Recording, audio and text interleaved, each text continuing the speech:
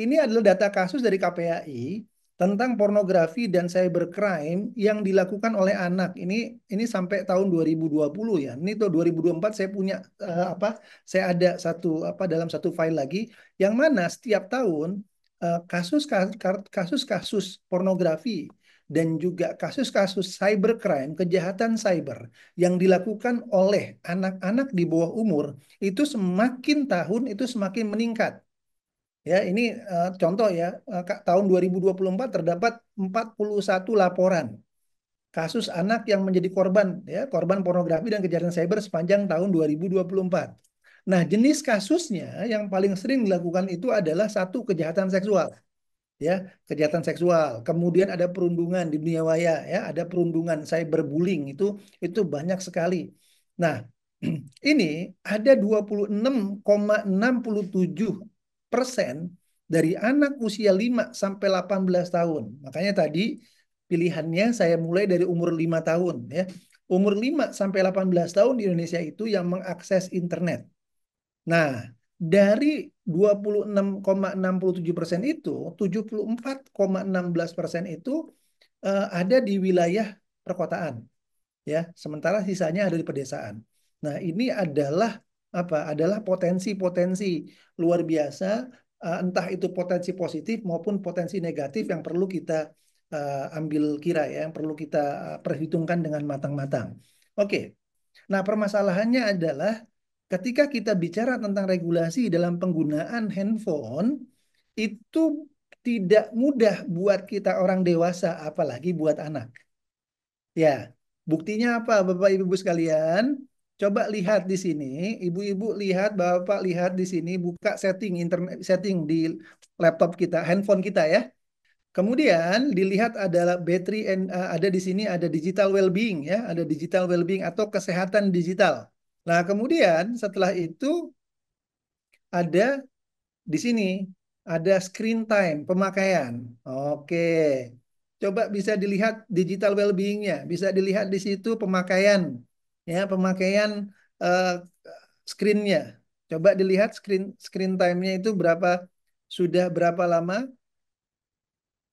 dan dilihat di situ ada average per harinya, ada berapa jam. Oke. Jadi kalau pakai iPhone bisa dibuka dari setting juga, kemudian ada langsung setting, di scroll-scroll ke bawah ada screen time, ada waktu screen.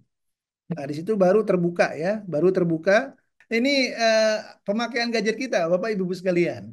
Nah, bayangkan kalau gadget ini jatuh ke tangan-tangan anak-anak kita ya, yang memang belum punya tanggung jawab, belum menyambung sel-sel tanggung jawab di otak anak itu. Apa yang akan dilakukan dengan gadget tersebut? Nah, untuk itulah teman-teman sekalian, maka di sini kita sebagai orang tua ya harus bisa mengajarkan anak-anak itu untuk bijak menghadapi dua sisi dari teknologi. Di satu sisi tadi kita bicara tentang potensi yang luar biasa dari teknologi, di sisi yang lain kita bicara tentang ancaman. Jadi selalu ada challenges ya, ada apa namanya, ada ancaman-ancaman, ada threat, ada ancaman-ancaman di balik potensi-potensi yang ada. Nah, salah satu ancaman yang luar biasa yang teman-teman bisa lihat sekarang, ini sudah banyak terjadi di anak-anak lah contoh ya. Tuh, oke. Nah, sekarang kita bicara tentang adiksi gadget, Bapak Ibu sekalian. Oke, ada kemungkinan atau ada potensi gadget addiction atau adiksi gadget. Oke, nah ini kita sudah lihat lah ya, jangankan di anak-anak, di orang tua juga sekarang kita itu kita bisa mengkategorisasikan diri kita sebagai sebagai pecandu gadget bisa jadi di antara kita.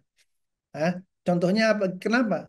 Kita nggak bisa meeting, nggak bisa rapat kecuali di sela-sela rapat itu kita buka apa? Buka handphone. Di sela-sela rapat kita cek notifikasi. Ya enggak? Di sela-sela rapat kita lihat handphone kita. Bahkan kita selesai sholat, Pak. Assalamualaikum, Assalamualaikum. Yang pertama kali kita cari handphone. Bangun tidur, kita melek. Yang pertama kita cari handphone. Nah, itu bagaimana kita terikat dengan handphone itu dalam kehidupan kita. Nah, penggunaan yang berlebih ini bisa menyebabkan apa? Menyebabkan adiksi yang nantinya akan mengganggu kehidupan sehari-hari kita. ya, bukan hanya sebagai manusia tetapi juga sebagai seorang profesional dan juga sebagai manusia yang punya hubungan dengan orang lain. Itu bisa terganggu dengan adanya apa? Dengan adanya kecanduan atau adiksi. Nah, kenapa sih kok bisa adiksi dengan gadget atau dengan apa namanya dengan handphone, smartphone ataupun tayangan dan lain sebagainya? Karena begini, Pak, ada zat yang Allah ciptakan yang namanya dopamin. Dopamin itu kalau dia keluar, dopamin itu maka membuat kita senang. Nah, setiap kali kita punya gadget nih, gadget kita punya notifikasi, kita nonton video yang lucu-lucu, ya, kita nonton video yang menyenangkan, kita nonton apa yang kita mau, ya, nih zat kesenangan itu keluar, dopamin itu keluar, dopamin itu keluar. Nah, karena dopamin itu keluar, maka ada aktivasi jalur hadiah atau reward pathway. Nah, apa yang dimaksud dengan aktivasi jalur hadiah ini? Di mana otak kita mengatur perasaan senang, ya. Ini aktif nih.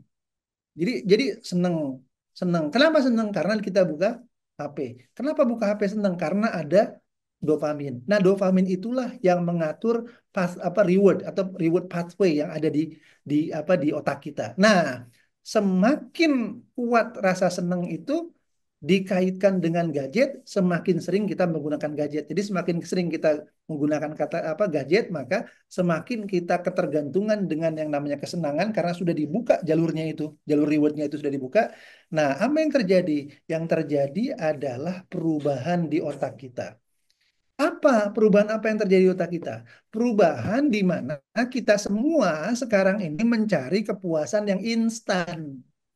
Dan karena kita terbiasa dengan yang instan, maka kita tidak terbiasa untuk melakukan kegiatan yang butuh kesabaran. Ini yang oleh para ahli disebut sebagai brain rot. Brain rot itu apa? Kebusukan otak. Nah, itu bahaya sekali, Pak. Jadi begini, ya. Ada yang namanya instant gratification. Gratifikasi instan. Gratifikasi instan itu apa? Kapan kita mau ada. Kapan kita mau dapat itu instant gratification. Lawan dari instant gratification adalah delay gratification. Apa itu delay gratification? Delay gratification itu adalah ketika kita mau, kita delay dulu nih, nggak langsung dapat. Kita usaha, usaha, usaha baru dapat. Itu yang namanya delay gratification. Kalau instant gratification, kita mau dopamin ini mau, pep dapat. Kita mau seneng, pep dapat. Kita mau menjawab pertanyaan biar mudah, pep dapat. Kenapa dapat? Karena ada kemudahan teknologi. Nah, ini apabila masuk ke arah entertainment, ke arah kesenangan, ke arah dopamin tadi, ya, yang diproduksi oleh apa namanya, oleh tayangan-tayangan media sosial. Nah, sekarang kita bisa lihat Bapak Ibu sekalian di media sosial kita ya sekarang ya. Ini kecenderungannya adalah kalau kita nonton sekarang, nonton video, itu kita sudah nggak kuat lagi untuk nonton video yang panjang-panjang. Ya Pak ya, Ibu ya. Sekarang kita tuh kalau nonton video yang panjang, YouTube itu pasti kita forward, kita tarik itu, kita percepat. Bapak Ibu sering nggak dengar kalau anak-anak muda ya, Gen Z itu, Gen Z ya, anak-anak muda, anak-anak sekolah, sampai anak-anak kuliah, itu kalau nyetel video Pak, itu dia percepat sampai 2 kali. Jadi pernah dengar nggak anak-anak muda itu kalau dengerin video itu suaranya cepat, cepat banget, 2 kali. Kenapa 2 kali? Karena ya dia tidak terbiasa dengan proses untuk dapat itu. Karena dia pengen cepat kepada endingnya. Karena di endingnya itulah ada dopamin. Ya kan? Di endingnya itulah ada dopamin. Untuk itulah teman-teman sekalian, kalau teman-teman sekarang sadari, ya, medsos yang paling laku sekarang adalah TikTok. Kenapa TikTok itu laku? Karena TikTok menawarkan video yang relatif lebih pendek.